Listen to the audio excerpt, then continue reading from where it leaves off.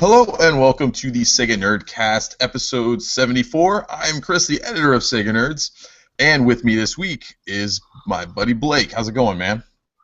Doing okay. How are you this week? Not too bad. Graham, thankfully, isn't going to be here this week on the show. Hooray!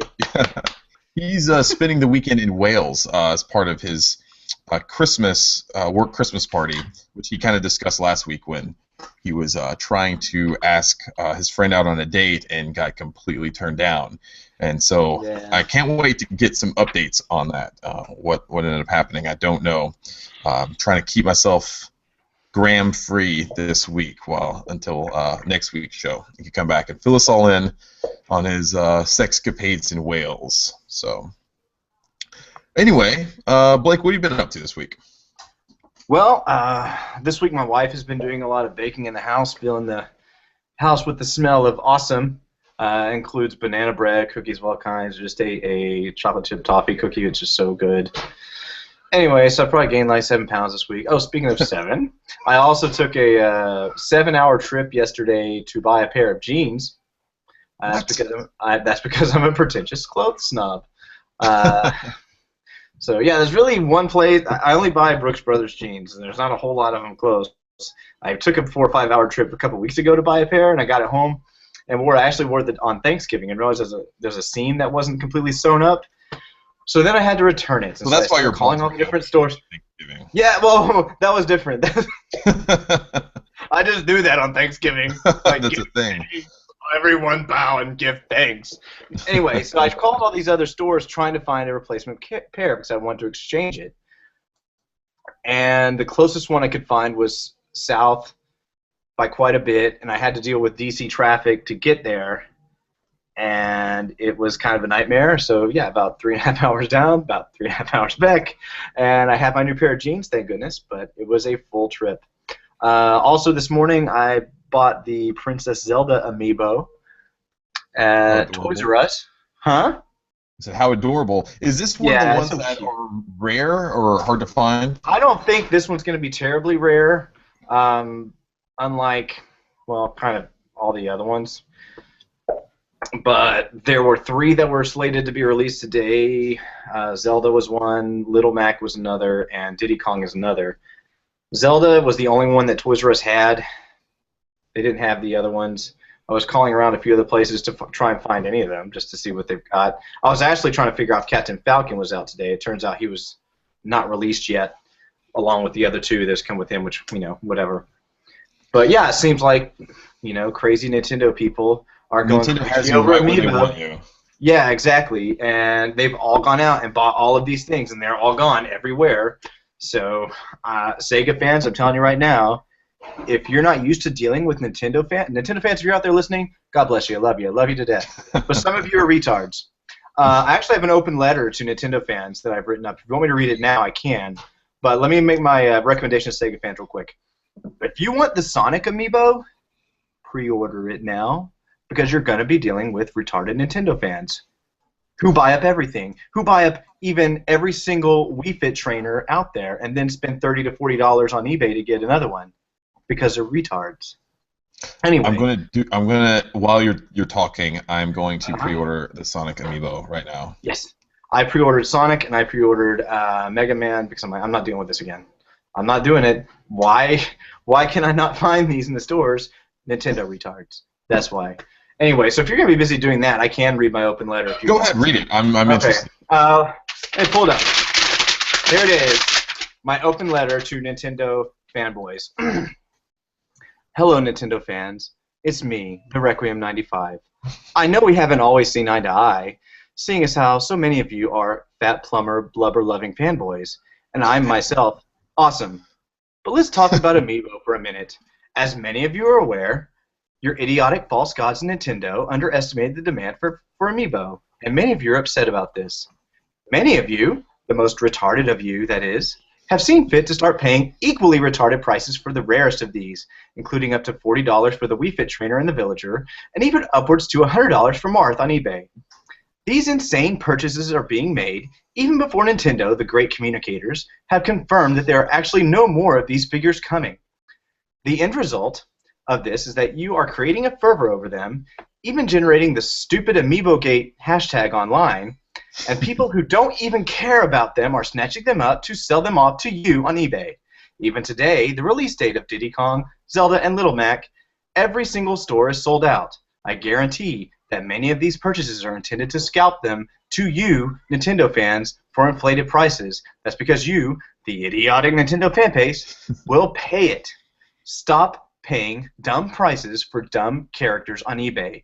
You're just hurting yourselves in the long run, and Nintendo may very well still make more. Do you really need an $80 Marth figure? Do you really want it so much that you are creating an environment where you will have to hunt down $50 to $100 editions of Mega Man, Zero Suit Samus, or Ike? Because that's the world you're creating. Knock it off. Happy now? Of course you are, because you're crazy Nintendo fans, and I'll never understand you. Fuck off. Sincerely, the Requiem 95. Oh man, I cannot wait for the comments to come in on that one. You're totally right though. It's crazy because I mean this is the thing Nintendo does with everything they put out. They create like a false demand by only releasing like a limited number of a certain product, and people go insane over it. And it's smart business practice because they make people go crazy for them. But it's just nuts that there's people out there that'll even do it to begin with, you know? Yeah, well, that's the thing. I mean, Marth almost kind of makes sense that people would want him. It doesn't make sense that he was gone so fast. Wii Fit Trainer being one of the ones that's going for so much and being gone, they should never have had to make very many of her. Who cares about the Wii Fit Trainer except that I gotta have all of them. I've gotta have all of them. I've gotta have all of them. You're talking now about they're all people gone. who play Pokemon all the fucking time, and now they release a line of figures. They're going to have to collect them all. I understand that, but that should be the exception. Even Nintendo should not have gone, you know what, Wii Fit Trainer's really cool, and we need to make tons of her because we want to match that demand. I think they just, to be fair, I do think they underestimated demand versus created false demand for some of them, because you can still find Mario and Peach and Yoshi and all the other garbage Mario line characters, and I think I see Samus and even Fox pretty much everywhere I go. So it really was just those three. But yeah, coming this time around, now it's Diddy Kong and Little Mac being exceptionally hard to find. Why? We're not talking Wii Fit Trainer. We're talking Little Mac, who's cool, and Diddy Kong, who's part of a franchise that got a new game just within the last year. So I just don't see the logic behind that. But I made a very determined point to not buy any of these amiibos because, for the sole fact, I know I'm going to get sucked in to this craze, and I'm just not letting myself do that. Go ahead. Let me see. I bought Zelda today, and I have Link and Samus and Donkey Kong. That's it. I don't have any of the other Mario characters. Oh, no, and my daughter has Peach. I bought her that because she was playing Smash with me. She said, we need to get the Peach one, Dad. All right, fine. So that way she has her own. And I am going to get Sonic, and I pre-ordered Mega Man. And Pac-Man, when it comes out, once they announce that one, I will buy it.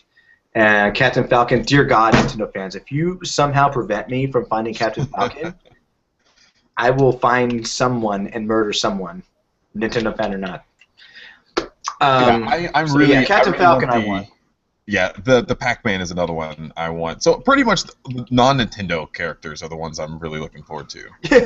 Yeah, that's just it. My daughter, whenever we go into the aisle, she goes, look, Daddy, there's a Mario one. I'm like, yep, there sure is. Don't you want the Mario one? You should have just tore it down, ripped it out of the package, and just start like smashing aisles down the road. Yeah.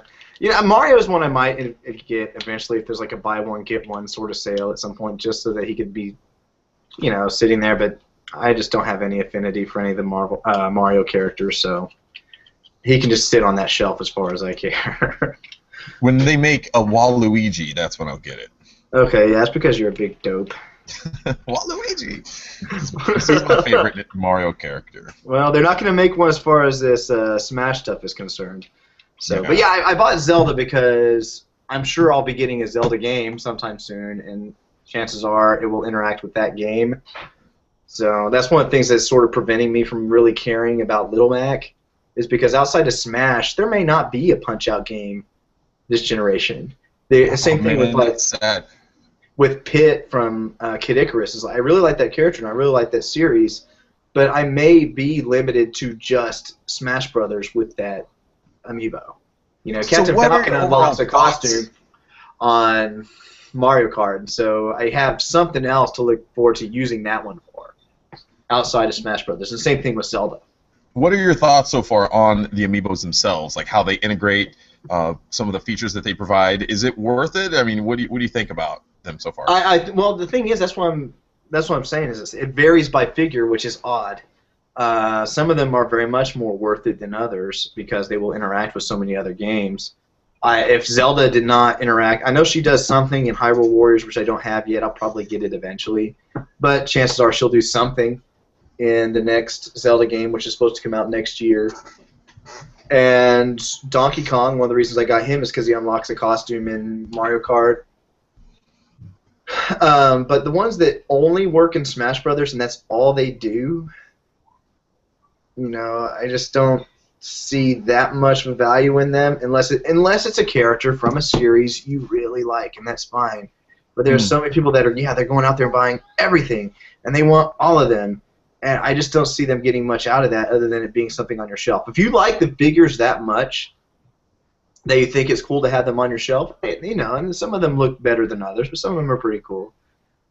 You know, then it's up to you. That's $13. If that is worth $13 for you to sit on your shelf, that's fine. I think there's a neat promise of what they can do in the future. And so you're buying into that a little bit. Like I said, with the Zelda one, I imagine it will do something in the new game next year. Same thing with Link. I've got Link also. And I imagine it will do something. So the full extent of their value, I don't think has been determined yet. Although, for something like Little Mac and Pit, you kind of know what you're getting, and I don't think there's going to be much added value to that. So if you're comfortable buying Pit and all you care about is leveling up that guy to level 50 and then just have him sit on your shelf, cool, man, that's fine. I'm not quite there yet, even for some of the characters I like more than others. I hope that this is a thing that Nintendo continues to support beyond the Wii U and beyond the 3DS. Like, this could be a new thing that they just do. So, you know, maybe there isn't a Punch-Out game for the Wii U, but maybe for whatever comes after the Wii U, there is a console version of that game, and he can still be useful, or you can still use him for something. Yeah. So that would be too bad. But I would love to see a Wii U version of Punch-Out. Oh, sure, yeah. Also, I was thinking about it when I was thinking about buying these figures. Punch-Out may have been, as far as first-party Nintendo games, my most played NES game. Here we go. We're turning this into the Nintendo Nerdcast, which I hate. We're going to talk about this very soon. But yeah, that or either Mega Man games. I don't know. I mean, it certainly wasn't Mario or Zelda or even Metroid, which I do like. But even still, I'm like, I just can't throw down for this Punch-Out figure, knowing that that's all he does. He's only going to be a Smash Brothers guy, and that's it. Just not going to spend the $13 on it. Well, we can talk about some Sega stuff now because good. I was about to fall asleep listening to my soothing voice. I took Christopher and Odin to Chuck E. Cheese yesterday. Chris had a birthday party that he was going to. And, you know, I don't know, man. I know kids love Chuck E. Cheese today, and I get it. But I can't help but think that Chuck E. Cheese was so much better, like in the late 80s and early 90s, than what it is today. Because it's essentially just turned into teaching little kids to gamble and play like slot machines, and because it seems like the large majority of games in there aren't even really arcade games anymore. They're just little games that spit out like 2 tokens a piece and just suck all of your money up in that. I think the only Sega arcade game that I saw was Let's Go Jungle. I don't know if you've seen that one before. Yeah, I've seen that one, yeah. Which is actually a really fun game. I really enjoy that. It's essentially you're like traveling through a jungle. It's an on-rail shooter, and you're just shooting giant bugs is essentially what you're doing, where there are spiders, bees, and things like that. It's a lot of fun. I really like it. But other than that, I'm trying to think, and I don't remember seeing anything else. They had the cruising games. They had a really neat-looking Batman game where you're driving the Batmobile, and they had a Terminator game, but that wasn't a Sega branded game. It was someone else. Terminator, the one based on the newer movie. Was it like Salvation? I think Terminator Salvation. That's the most recent movie. Yeah. Okay, yeah. So I think it's that. But it looked good as well. And I had fun playing with Odin because I was pretty much just following him around the entire time, and he had a good time and all. But I just remember as a kid, like there were some really good games, and there weren't. You certainly had your games where you would win tickets and things like that, and there were, the skee ball, which they still have that. Another one that I really loved is I don't know if you remember the one that it would shoot balls into like a clown's mouth, and you have to knock the teeth out of his. You remember that? Yeah, sure. Yeah, of course. Yeah, that one was probably one of my all-time favorite games in that style of game to play. I wish it would scream in pain every time he knocked a tooth out. I'd play against so much. Blood just comes out of his mouth. But it's I don't know. It's awesome that there's even still an arcade experience like that to have around today. I just really would have liked to see some more traditional arcade games there. You were telling me though there's one over by your place that actually has After Burner Climax still in it. It's not really over by us. Honestly, I can't remember exactly where it is. It just seems like the only Chuck E. Cheese I've been to recently, somewhere in the area, had one. That's probably it then. Yeah, okay. Laurel. Okay, then that's probably the one.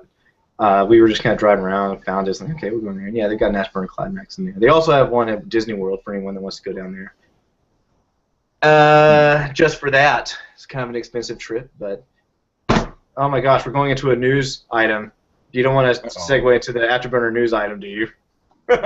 It may be an easier proposition to go to Disney World to play Afterburner than it will be to play it on consoles in the near future. Can you tell me why, Chris?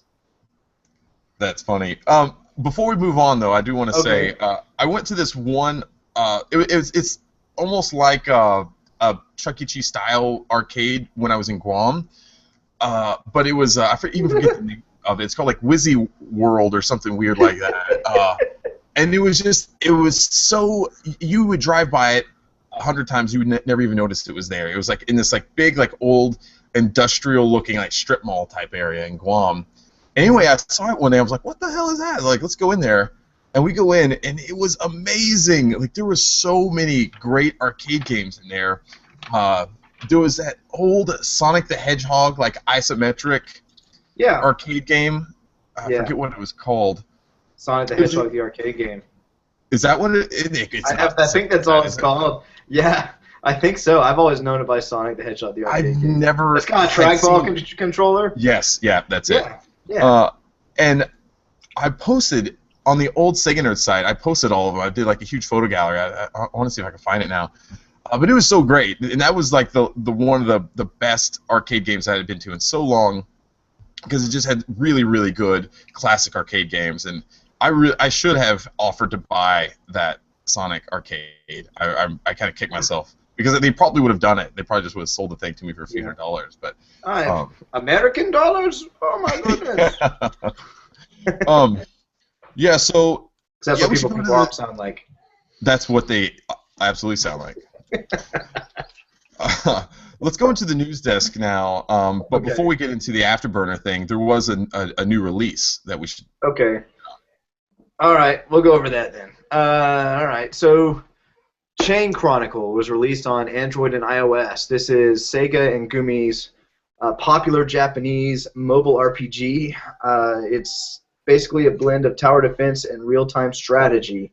It's free to play, and I downloaded it and have not played it yet. Did you get a chance to play it?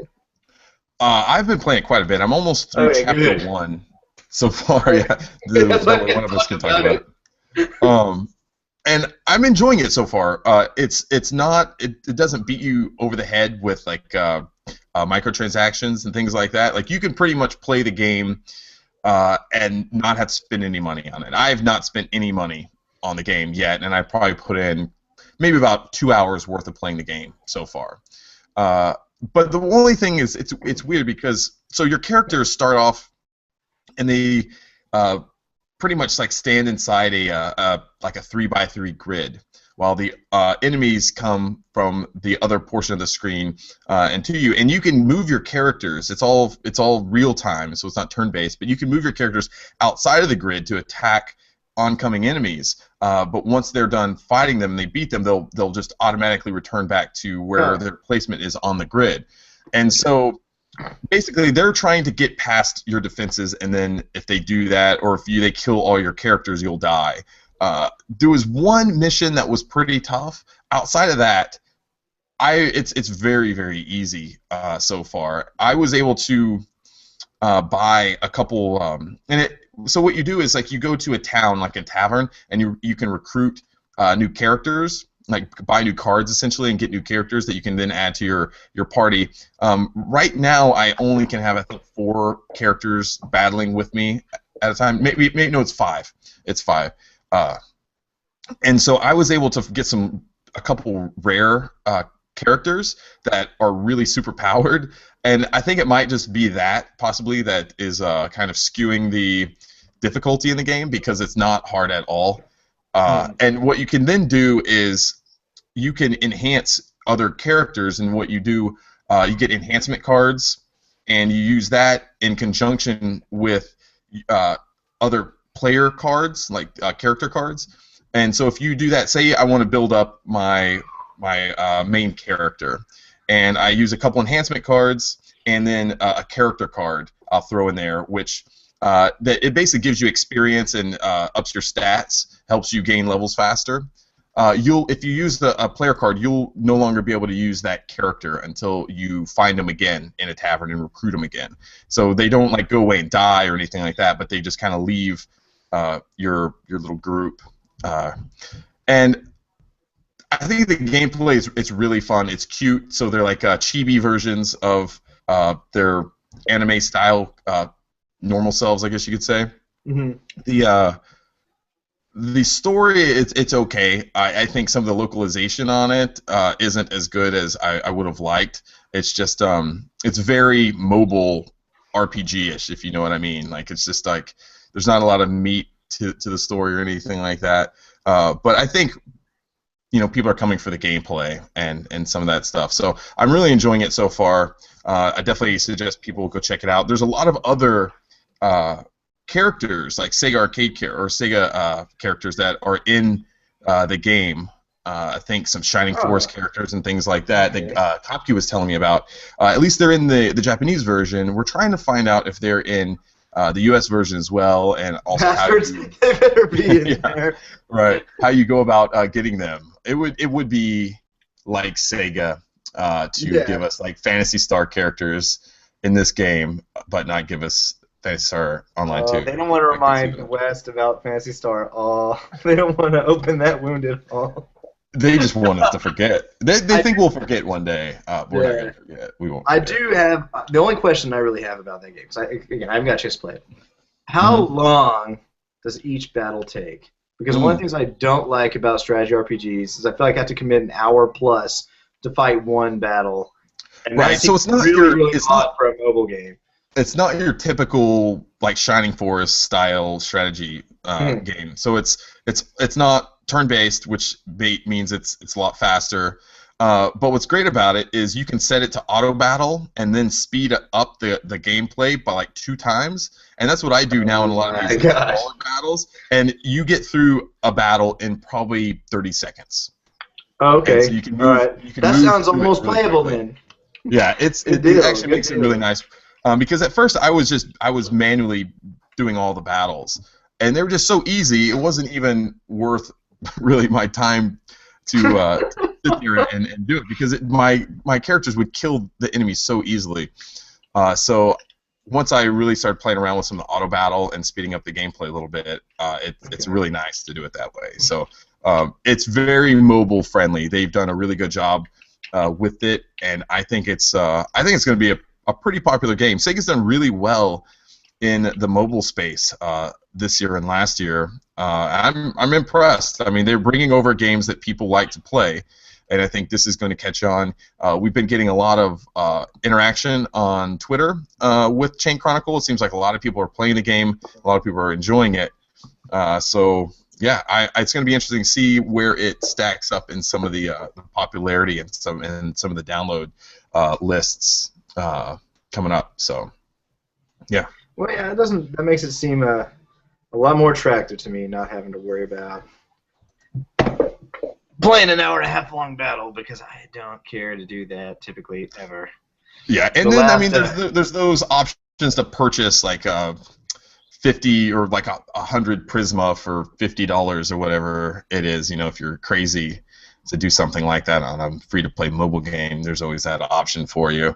But for me, I've maintained that I'm going to get through this without spending any money on it. That's my mission, which is probably the exact opposite of what Sega hopes we do. Yeah. That sounds like they made it too easy to really rake in that much money. It would be interesting to see how much they... Because, yeah, each mission you take, I think it uses up, like, action points, and it depends on, like, how difficult the mission is and what type of the mission is. That kind of determines how much action points it costs. But for the most part, I can continue playing the game without using up all my action points. And if I do, you just turn it off and wait, half an hour or so until all your points recharge, and then you can play the game. You'll get like a push notification, like, "Hey, come back to the game. Your action points are completely refreshed," and you go back and play again for another half hour or so, and rinse and repeat. So, yeah. And we just posted on the website last night that they are going to soon be releasing chapters 4 and 5 of the game, and add in like about 6 or 7 new characters too. So cool. They are already adding more content to the game, which is nice. All right. Well, let's move on to the next news item. So we talked about this already, but After Burner Climax specifically, the arcade game, which Chris can't seem to find in his local Chuck E. Cheese. It appears that the days of being able to purchase After Burner Climax on PlayStation and Xbox Live Arcade are expiring.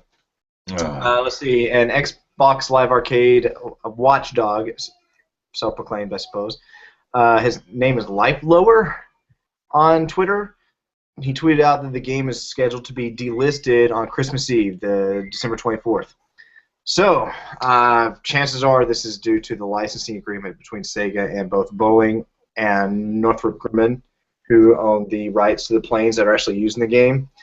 And also, if that agreement's going away and bringing those versions of the game down, likely you're going to see the mobile version on iOS and Android also be pulled on that same day. I know we've reached out for confirmation to Sega, and we have not gotten any. But looking at $10 on Xbox Live Arcade. Is it $10 also on PSN, Chris? Yeah, I bought it this morning. So okay, yeah, $10 on the PlayStation, Xbox platforms, and it's $3 now on the mobile platforms. So you can still get it, and for about 10 more days. Yeah, for about 10 days. I'm trying to put a review together for both the mobile version and the console version. I'm played both of them. I'm frantically trying to write one up and get one up to give people an opportunity to take a look at what I think about it. You always have the opportunity to download the demo, at least on Xbox. I think you can. Can you do that sort of thing on PlayStation? I don't have a PS3. I don't know if there is a demo on PS3 but for the game. All the Xbox Live Arcade games have demos. I suggest you download the demo if you're at all interested. The mobile one so far that I played really isn't that bad. It actually plays pretty well. It's not quite as pretty and it doesn't control quite as smoothly, but even the accelerometer controls actually work pretty well, and it seems to have pretty much all the options that the main game has. If you're interested in After Burner, if you're at all interested in air combat games, old arcade games, anything, I suggest you at least give it a try, because in 10 days you're not going to have an opportunity. And I love the game. I haven't decided whether I'm not going to give it 5 stars or not, but I love After Burner Climax on Xbox Live. I bet you do. I love it. Stars. I love it. So it's going to be reviewed highly. There are some things that I haven't decided whether or not I should dock it for that, but you're looking at it on consoles. It's going to be 4 or 5. Spoilers. It's going to be a 4 or 5 on the console. The iOS one is also very good. but I would just give it a shot. Find a way to decide for yourself within the next 9 days whether this game is for you, because you won't have the chance to make the choice later. Maybe. It would be funny if all of this was just one big lie. Yeah, confirmed. Christmas Day, wake up, it's on sale. Oh, I bet that's what happened. Bought it for $10. Like, hey everybody, After Burner Climax is now $2.99. This whole rumor came from Sega. They started the whole rumor, which is funny because I tweeted that I bet After Burner Climax sells more this month than it has all year long, probably combined. Oh yeah, of course. It's been out a while. It was the first Xbox Live Arcade game I downloaded, probably. If not the first, it was pretty close after I got my 360. So I played it. I love it. I came up with a pretty good idea, and I don't know why Sega isn't doing it. If the game's going to get delisted, which chances are it's probably going to, because if it's not, I would imagine Sega would have came out by now and said, no, what are you guys talking about? Because it's been all over social media. Like, everyone's been talking about it. I would imagine they would have said something by now. So it looks like it's probably going to end up happening. But if they know the game's going to get delisted in like 10 days or so, why wouldn't they just go ahead and make it like a PlayStation Plus or Xbox Live, whatever the I don't understand that either. And then that way you could get more people to play the game. You're like, hey, the game's going away. Here it is. It's free for subscribers. Go ahead and knock yourself out and play this awesome game before you can't play it anymore. Yeah, there are very few companies that come out and say before a game gets delisted, which is really odd to me. I remember the Ninja Turtle game on 360, the arcade games. They just disappeared and no one knew what was happening until it was like, boom, now they're gone. Mm-hmm. And that's the story is, well, I hope you got this game before yesterday because we were looking through the store today and it's gone. And you would think that not just Sega, but any company would be interested in getting those last few sales. Put the game on sale, say, last chance, get this game for half price or less or however much, and just rake in as much cash as you could. But the only way I can see this possibly coming back at some point in the future, if Sega plans to create a new Afterburner game and they go back to these companies and get a renewed license for them. But at that point, I don't even know if they're going to even use the same aircraft either, because I would think that they would want to use like the F-22, which is that one's not an F-35, and the F-35, and there's a lot of other planes that they can use. They still have the F-15 in there, which is an old aircraft. They have an F-18. What's the other one? The Tomcat, the 14, right? Yeah, it's the 14, the 15, and the F-18. Which the Tomcat and the F-18 I think are both Navy planes. The F-15 is an Air Force plane.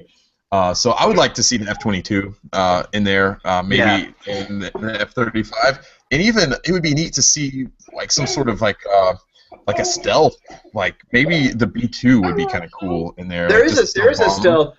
That's one of the ones you can unlock, if I'm not mistaken. I think you can unlock some stealth plane, but it's not one of the 3 default ones. But the F-14 has to be in there because it's the one that was in the original game. So that one is the one I always play as, even though it's the inferior plane. But did you ever play Air Force Delta on Dreamcast? I have played it, but I haven't played it yet. Yeah, the F-22 was, I think that was the big bad plane that you could unlock near the end of that game. And that's pretty awesome. Really? Yeah, I think so. I think that's I may be wrong. Please correct me in the comments, listeners, if I'm wrong. But I think the F-22 is the big bad plane that you can get at the end. That's just better than everything else in the game. So it seemed like that's the one I went around and played all the old levels again with. That's pretty cool. Yeah. So anyway, I was a big chump, and I bought the what they call it, the theme pack on Xbox Live Arcade or Xbox Live for my Xbox system. Because I'm like, this is probably gonna get pulled too, and those pictures are pretty cool, so I'm gonna make sure I get those. So they got an extra $3 for me. I know, right? The guy went and bought the Zelda amiibo, and then now buying that. I just don't like feeling like these are getting pulled away from me, and I'll never get it again. You refuse to buy like digital games that aren't $5. Yeah, I'm not saying I'm consistent. You're not at all. It was just a donation. It's like a donation to Sega. So that's all. I guess that's a good way to look at it. Yeah. So speaking of donations, if we're ready to move on. You're good at this. Yes, I'm a master at this, apparently. These dumb transition things that everyone makes such a big deal about on podcasts, and I hate it. I'm becoming that person. Anyway, speaking of donations, Yu Suzuki needs to get on telling me where to give him money now. Because apparently Sega's not the problem for Shenmue III. Money is the problem. He recently interviewed with Yama from the Shenmue Dojo, and during that interview, here's what he said. All the fans around the world have kept providing me support, and I can't thank them enough. Sega is not a problem at all for Shenmue III. We need to define a specific budget, and if I can gather enough for it, Sega will allow me to do it. I'm pretty sure Sega doesn't want to take any financial risks regarding Shenmue. That's why I have to gather the necessary budget for it. Anyway, even if I would like to work on other projects besides Shenmue, if I ever get the opportunity to work on it, I will do it. And to be honest, I do not think that anyone else can properly accomplish Shenmue 3 the way that I'd like to do it. If Shenmue 3's budget isn't sufficient, quality will suffer from it. So the follow-up question should have been, where can we throw money at you? Right. Yeah. To make this happen? What part of my house do I need to mortgage to help this get made? What part of my child's college fund do I need to drain to help this game get made? Because once we know that, we can help. But I don't understand. If money is the issue, and Sega has no problem with it, open the floodgates for the fans to financially support the game. Right. So here's the thing. This to me has been common sense all along. Of course, Sega isn't going to have an issue with you making the game if he can come up with the money to fund the development of the game. Sega's not going to put their money toward Shenmue because they've done so 2 times now and lost a shit ton of money in the process. So I think they're done with funding Shenmue, at least in full. So if you, Suzuki, could come up with however much it's going to cost to do this, sure, I think Sega would let him do it because there's still going to be some money in there for Sega somewhere. You know what I mean? It's not like they're just going to allow Suzuki to go off and make this game and reap all the profits of that. I mean, they still own the franchise. They own the licensing, the IP. They own all that stuff. So some of that's going to come to them. Now, maybe they could come up with some sort of agreement that if Suzuki could raise the money to develop the game, that Sega would publish the game from there or something like that. Who knows what would happen? But I don't think this is that surprising. And it also, it kind of brings everyone back to, okay, why aren't you coming to Kickstarter to try to fund the development of this game?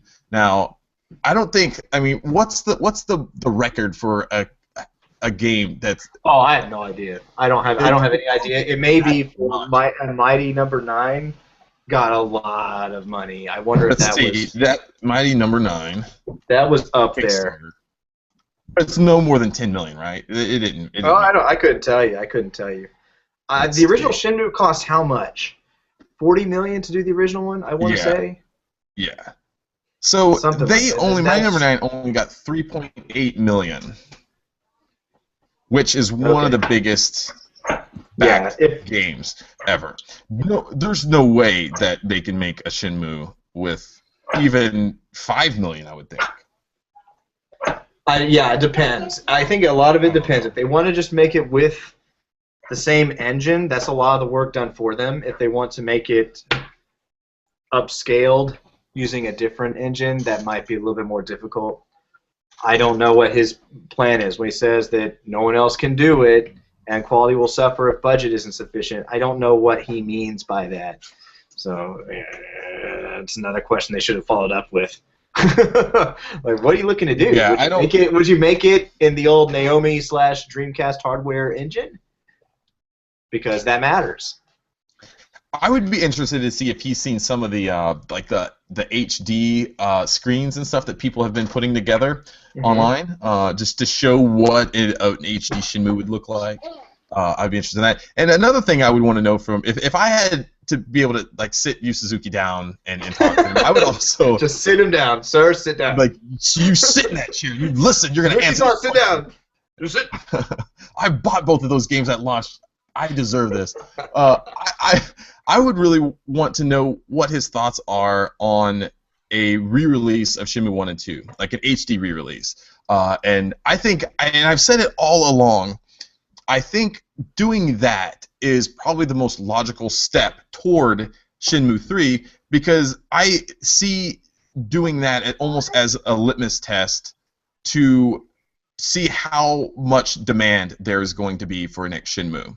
So if you release Shenmue 1 and 2 on HD and you put a minimal amount of money to just do the bare amount, you don't have to add all these bells and whistles, just increase the resolution and release the game, see how it does. If it sells like shit, then you can say, hey, you know what? We released this game. The fans didn't respond, and it sold, and it didn't make any money, and so that tells us the demand is not there for Shenmue 3, and we're not going to do it. And that at that point, that's the community's fault, for not building up the support, and then go from there rather than what's that?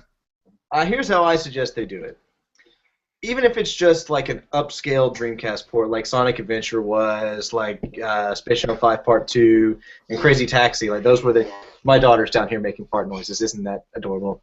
Anyway, even if they only do that, which is honestly what I would suggest they do, because it fits in with their Dreamcast line, and make it for PC, and then do a Humble Bundle PC sale, pay whatever you want, and call it the Fun Shenmue 3 Humble Bundle sale. And let people pay whatever they want for Shenmue 1 and 2 on PC and see how much they're able to get. I like the idea. That's what I would do. And then, for stretch goals and whatever else, or not stretch goals, but the incentive page, you get other Sega games, blah, blah, blah, blah, blah. If you pay more than $20, you get a. But that would give people the opportunity who want to see the game more than other people might, to not just pay $10 for an HD version of the game, to pay $100 knowing it's going to a Shenmue 3, or pay more than that. 'Cause I'm sure there's some people out there, Shenmue fans, who have more money than say you or I do, who could throw the money. I would be willing to bet that, yeah. Yeah. Knowing how much I think I know one or two of them.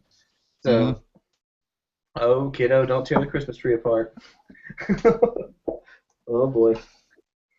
Anyway, so do you want to continue talking about Shenmue? You want to go to next news item?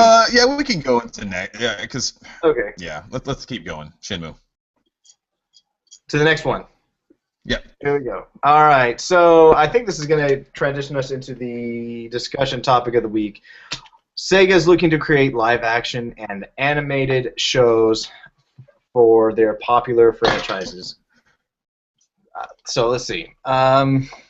Sega's hired Evan Schulfin, I hope I'm pronouncing the name correctly, a break media executive, to create movies and TV shows based on stories from Altered Beast, Virtua Fighter, Golden Axe, Streets of Rage, Shinobi, Crazy Taxi, and oddly included along with this list, Rise of Nightmares. I was going to say the same thing. Like, where did that come from? I really wonder. I mean, I think someone must have thought that was House of the Dead or something, and then you think about that's already had a movie. That's just had two. Don't say that. It has. It's had two. There were two. I guess you're right, but it's not based on House of the Dead, though. The first one was. I haven't seen the second one. The first one absolutely is. It has screenshots from the House of the Dead 2 movie. God, it's so bad. And Curion's in it, and there are AMS agents in it at the end. So yeah, but Rise of Nightmares is really bizarre inclusion there. Anyway, so no timetable's been given on when we can expect to see the first one, but everyone I'm sure is interested to see how these work out. And the discussion topic of the week, question of the week, is what franchise would we most like to see Sega turn into a live-action movie or TV show? All right, specifically live-action, huh? Is the question. Let's go live-action. Before we do that, I went to Twitter and asked this question before we started. And so I'm just going to read off some of the ones that people suggested. At Kusanagi765, who writes for the site, he says, a Days of Thunder-style Daytona USA movie. It could be done.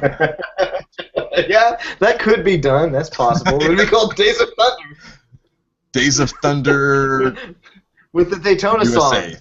Yeah, that's fair enough. Let's see here. Shenmue, of course. People want to see a proper ending for the series. Someone else says an Aleste series would live action. Okay. Yeah, Aleste. well, live action still. Wow. Someone thinks Sega's got a big budget, and if they can't fund a single Shenmue game, I don't think they've got that kind of budget. But that would be interesting. Yeah. This is kind of interesting. At Full Reactive Eye, who's a friend of the show, says the pre-story of Shenmue Saga before. I always forget how to pronounce the name. Iwao, his dad. Oh man, I don't remember. It's been a long time. IWAO. Yeah, it's before he was murdered. During the childhood days of Yu Suzuki, when he was just a normal kid. I don't. That's interesting. I think it's certainly an interesting prospect. I don't know how interesting the movie would be. But let's we thought about this ourselves. So what do you think would make for a fun and kind of neat live action movie?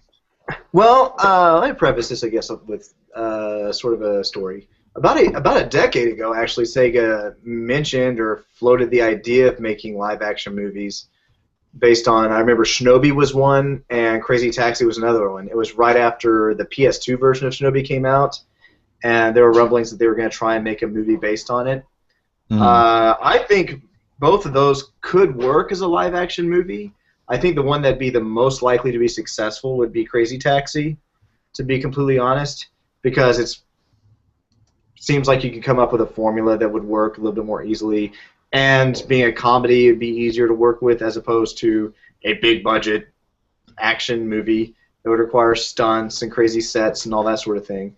I would like to see a Shinobi movie. I think that would be amazing. When they announced that they were planning on making both of those, Crazy Taxi and Shinobi, I was actually fresh out of film school at the time, and I had written up a screenplay or two for class assignments, and I thought, I'm going to write a Shinobi screenplay. And so I wrote up probably half, 65, 70 pages of a Shinobi screenplay at the time that combined both the Hatsuma and the Joe Musashi storylines. I would like to see mesh both of them together as opposed to try to focus on one. Make it some sort of, I say buddy flick, but that's not really the term because that makes it seem funny and goofy. But seeing as how that announcement came around the time of the Hatsuma game, it seemed to make sense that he should be the central character of the movie. I would really like to see a ninja movie like that set in sort of Blade Runner-y sort of world and taken really seriously. I think that would be very, very cool. I also think that would be very, very expensive now. And again, we're talking about Sega's financial woes. I don't see them being able to commit the amount of money it would take for people to fight tanks with swords and run along walls and shoot magic out of things, and demons coming out all the place. I think it'd be great. I think it'd be amazing, and I would love to watch it done well. I have to think though that would do better as an animated movie like the Bayonetta one versus a live action one. So the answer to the question of the week from my side is the best live action option here, I think, is still Crazy Taxi, because you wouldn't need quite as many crazy effects. Mm-hmm. Yeah, I think that would be a lot more realistic. And like we said, it's not just going to be live action. They also said that it's going to be animated versions of these as well. We just wanted to kind of focus on the live action piece because that's kind of the more fun thing to talk about. Now, for me, I wrote down Altered Beast because that is just a series I've loved for so long, and I think seeing the transformations, there would have to obviously be a lot of CGI in that, but to see all the different transformations that the Centurion would go through in his quest, and I would love it just to follow the main storyline. Like, don't come up with some original story or anything like that. You don't want to be based on the PS2 one? No, I don't want it to do that. I just think it's just a very simple story. Obviously, you're gonna have to add some meat and stuff to it, but I just think that could be really cool. Another one that I kind of thought about as we were going along and they actually were planning on making it, would be a Condemned Criminal Origins movie, which I interviewed Kurt Sutter about that. He was writing the screenplay for that movie when they were originally working on it. He got all that worked out, and he told me that of course, Kurt Sutter is the guy behind The Shield and Sons of Anarchy, so he's gone on to do some really cool things. But the movie was going to be called Species X, and it apparently got stuck in some sort of development hell, is what he told me. I would still absolutely love for that to come about again, and it would be just a kind of a cop horror drama style movie, and I don't think that would necessarily cost a lot either. It just depends on how much CGI and stuff like that you'd want to include in that, and but I think that would be a more realistic movie to make that would probably be able to be made on a lower budget than, say, maybe Altered Beast or Shinobi. So yeah, I know the horror every options. Yeah, they would be a little bit easier to do, like Rise of Nightmares or Condemned. I think fits their projected budget, I'm sure, a little bit better. I think every week I find a way to tie in Condemned to every. I do think so. Every time I listen to you on this, like, oh fuck, there goes Chris on his Condemned shit again. There he goes. That's so good. We haven't mentioned Binary Domain this week, though. Oh my god. Oh shit. Binary Domain as our running. Could you imagine we always Binary Domain movie? No, but I bet you can. Yes, I'm thinking about it right now. I think it would be amazing. That would be great. Oh. Or Vanquish would be pretty fucking awesome too. Oh god. Basically, make every Platinum Vanquish. Well, that would have to be animated. You could not do Vanquish as a live-action movie in those armor suits and stuff. No way. No way. Fuck yeah. Sega doesn't have that kind of money, man. They absolutely do not have it. And I mean, it's been also reported a while back that Sega's also looking to create a Sonic the Hedgehog movie. So that's like a thing that's been out there, for a while now. That's going to happen. Unfortunately, I don't know if the world needs that. We'll see it. We'll see it because we're all right. Yeah, so remember I called you all your fans retards earlier. We're kind of retards too, because you know what? No matter how bad that movie is, we're probably gonna see it, and when it comes out on Blu-ray, probably gonna buy it. Yeah, we're kind of retards too. Yep. We may see it twice. We may take our friends. Our kids. Yeah, don't you want to see it? Anyway. All right, that's going to wrap it up. So we would love to hear from you out there. Let us know what you think would make a good live-action movie, a Sega franchise that could be turned into that. Let us know. Let's get into what we've been playing, and then we'll get out of here. Blake, I know you've been playing quite a bit this week, so let me know what you've been up to. Okay, well, yeah, recently, of course, I already mentioned I've been playing After Burner Climax. Played that on Xbox and mobile in preparation for some kind of review as soon as I can. Also been playing Smash Brothers on Wii U and 3DS. Actually played it on 3DS just a little bit. Still enjoying that game. I played Mighty Gunvolt on the 3DS. That was the free game you got if you purchased Azure Striker Gunvolt before a certain date. The date has gone by. You can't get it anymore. But it's pretty cool. It's like an 8-bit version of the game that has 3 different characters, and it plays kind of like Mega Man. Pretty fun. I enjoy it. I wouldn't say it's quite up there with the old Mega Man games, or even games like Gunman Clive, which is sort of a Mega Man-like on the 3DS. Which, if you haven't played Gunman Clive, it's a Western-style one, right? Yeah. If you haven't played that game, buy that game. It's if you like Mega Man, buy that game. It's so good. I've almost bought it so many times, and I just can't skip over it. It's only like $2 or $3. It's really not much. So, highly recommended. Gunman Clive. Anyway, the other game I've been playing a lot of is Disney Infinity 2.0, because we got it for my daughter when it was on sale, Black Friday roundabouts. She loves that game. Oh, man. She loves it to death. She loves the figures. She loves swapping them out. We play as the little Frozen characters, and she just recently got Jack Skellington from The Nightmare Before Christmas, and so she's loving playing as him. She's having a really great time with that game. She's really young, and so we only play in the toy box mode. We haven't done the missions yet, or the games where you have to run around and fight things, because even in the toy box, there's this generator that creates enemies, and she hates that because they just sort of show up and kill her because she can't really manipulate the 3D space well enough. She's actually gotten pretty good at video games. Yeah, okay, yeah. She sucks. But I could be all the way across the map and not be able to get to her very quickly and save her. You know, if I'm right next to her the whole time, I can do something, but most of the time, they always generate when I'm nowhere near her, and it just becomes frustrating. So we spend a lot of time in the toy box. We started creating our own map today, where the castle is the centerpiece and doing all that fun stuff, and she just loves it to death. I will say, though, we bought it on Wii U. The gamepad works pretty well for the generation stuff. It actually works really well for that. But the game is glitchy, man. That game glitches like it glitches like crazy. You have no idea. I've never written so many emails to tech support for this game as I have for this game. There was a time when her camera went crazy and just hovered above her character's head, and she couldn't see anything no matter what she did. Tried swapping characters out, tried starting the game over, doing all that sort of stuff. We had to turn the game completely off and turn it back on for her camera to be correct. There were times when a little mission would be created in this toy box area. Save Cinderella from the dungeon. Okay, so we do that.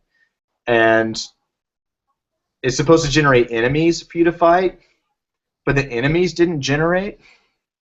So we're just running around with this battle music playing, dun, dun, dun, dun, dun, dun, dun, dun, dun, dun, and there's nothing for us to fight. And so she's just stuck in there. So we had to reset it. We reset the game 3 or 4 times before it actually worked. And we're able to have enemies show up, fight and kill all the enemies, and finally save Cinderella. It was a nightmare. And then we created the Disney castle in that world, the little demo world, and that just screws everything up. You can't do anything once you've done that. And that's why I finally said to her yesterday, I said, listen, kiddo, we're not doing this anymore. We're going to build our own world around certain things. We're going to build a castle world so you can light the castle. We'll build a Nightmare Before Christmas world so we have little discs to make the little, Christmas light and candy cane world that Jack Skeleton is from. We're going to make all those. It's going to be painstaking and boring for you to watch me do that. But we can't do this demo thing and try to add on to it anymore because it is just glitching us like crazy. So she's still having tons of fun with it, and she knows I get really frustrated, and I get mad. I get screaming mad. I start pounding on things, start pounding on my knee, like, this game is so broken. How is this game so broken? And she's like, Daddy, you need to calm down. You need to be patient, Daddy. You need to be patient. It's funny that your daughter is the calm one. Yeah, I feel bad because this morning I was down here doing some things in our basement. She came down and said, Daddy, I want to play my game. I said, okay, we can play it later. I said, Daddy, you need to be patient. Why is my game so broken? I said, kiddo, I do not know why your game is broken. I did receive an email saying that there was a patch deployed for this about a week ago that was supposed to fix all these things, and according to my version number of the update, I should have it, but it's not fixing anything. So I'm going to try deleting my updates and then reinstalling the updates, see if that works, and otherwise... Yeah, the thing with the Wii U that's kind of weird, and I think it's even maybe with the 3DS, it's not like other games where you just pop in the game and it'll connect to the internet and say, hey, there's an update for this. Click this button to download and apply the update. Like, you got to go into the eShop and find the game, and then find the update, and then download that, and then apply it. Sometimes I'll go through that whole process, and I still don't know if it applied the update. Yeah, you don't know if it did it. It's not very intuitive. Yeah, I know. I've done that. I did that with Smash Brothers also. I was like, wait a minute, I guess this is the most current version. I don't know. Let me try connecting. Usually on that, I'll have to connect online, see if it will allow me to connect online. Because it won't if you don't have the most current version. But yeah, with Disney Infinity, I don't want to pee all over the game because there's fun to be had with it. Mm-hmm. But oh man, they launched this before it was ready because it's got problems. When did it officially come out? I don't know. This is version 2.0, so it would have been this year. I want to say it was August or September. It's been out for a couple of months. They wanted it out in time for the holidays. Obviously. That's just. I have to imagine this is Christmas. We need it out. We'll patch it. It's just Nintendo's patching process is not elegant. So if you buy it on another system, it may be fine. You want the keen little gamepad to work with, which again works remarkably well. I can't imagine doing it with a controller without that second screen to go through all your pieces. It's really easy to build that world, which I started doing today. I was like, okay, this actually works really well. And since building my own world, I haven't noticed a single glitch. It's only in that tutorial world that seems to be screwing everything up. So maybe we should just take that out of the game. But it's going to be interesting because I also bought the game during Black Friday. I got the Disney Infinity Marvel edition, but I got it for the PS4 for Christopher. So it's going to be interesting playing the game, knowing what I do now based off your experience, to see if there's going to be those same style of glitches, and then also comparing playing the game from the Wii U to the PS4 version. Next time you come over after the holidays, we'll have to sit down and play it, give it a quick run through to see what it's like and some of the differences. I can either laugh at you because of the horrible way you would build things, or I can cry and be like, oh god, I bought the worst version ever. You probably did get the worst version. But no, the gamepad does sound like the Wii U version, so... These are the type of games, though, it seems, that would work best for with the gamepad. You know what I mean? Like building stuff like that. Like if there was like a Minecraft game or something like that on the Wii U, I'm sure that could probably work pretty well too. Aside from Chain Chronicle, the only thing I've been playing, I picked up Nights into Dreams on the PS3 because that's our game of the month for December, and I feel compelled to be playing that. It's neat because I'm going to call you out right now. You're going to review that, right? I'm not. Shit. You're not going to review that? No, no, I can't. I can't do it. No. Why? What's wrong with the game that you don't want to review it? Nothing's wrong with it. Nothing's wrong with it at all. I don't have time to review it. You are reviewing. I'm reviewing After Burner Climax, and in addition to that, I'm trying to put an interview together for this month, and no one at Sega has helped me find the people I'm looking for to do my interview this month. So that's got my full attention. I haven't done I need to do a one-on-one somehow, some way based on Nights, and I can't. They won't give me Yuji Naka's contact information. Nothing. They won't give me anything. So I'm really, really, burning the midnight oil, so to speak, trying to find a way to get somebody to talk to. Not only that, but my A to Z feature, I haven't done that. It was supposed to be bi-weekly. I haven't done an installment in a month and a half. So I'm a little bit behind on that. I'm stuck on F. And I know what it's going to be. I have it all mapped out all the way to Z as it is, but I just haven't gotten around to it.